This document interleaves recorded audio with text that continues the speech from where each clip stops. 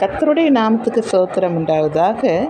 உங்களை படைத்த தேவனுக்கு தெரியும் நீங்கள் யார் என்று.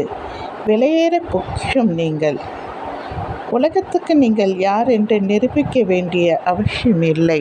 மனுஷனோ முகத்தை பார்க்கிறான், தேவனோ இருதயத்தை பார்க்கிறார். மனுஷன் அழகை பார்க்கிறான், தேவன் உன் இருதயத்தின் அழகை பார்க்கிறார், உன் பரிசுத்தத்தை பார்க்கிறார். நீ ஏழையா பணக்காரா என்று மனுஷன் பார்க்கிறான், தேவன் உன்னை அப்படியெல்லாம் பார்ப்பதில்லை. நீ வெளியேற பெற்ற பொக்கிஷம், தேவனுக்கு நீ கிடைத்த அருமையான ஒரு பாத்திரம். அவர் உன்னை நேசிக்கிறார். அவர் உன்னை எவ்வளவாய் நேசிக்கிறார் தெரியுமா? அவர் தன் உயிரையே கொடுத்து உன் ஜீவனை மீட்க அளவுக்கு அவர் நேசித்தவராய் இருந்தார். இன்னும் நேசிக்கிறார், இனியும் நேசிப்பார்.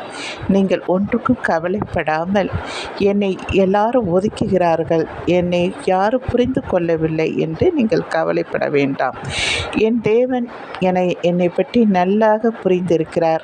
என் தேவனுக்கு நான் யார் என்று தெரியும் என்று நீங்கள் தைரியமாக இருங்கள். உங்கள் பரிசுத்தத்தை மாத்திரம் என்றைக்கும் விட்டுவிடாமல் இன்னும் பரிசுத்தத்தை நாடி ஆண்டவருக்கு உகந்த பாத்திரமாய் இருங்கள். நன்றி.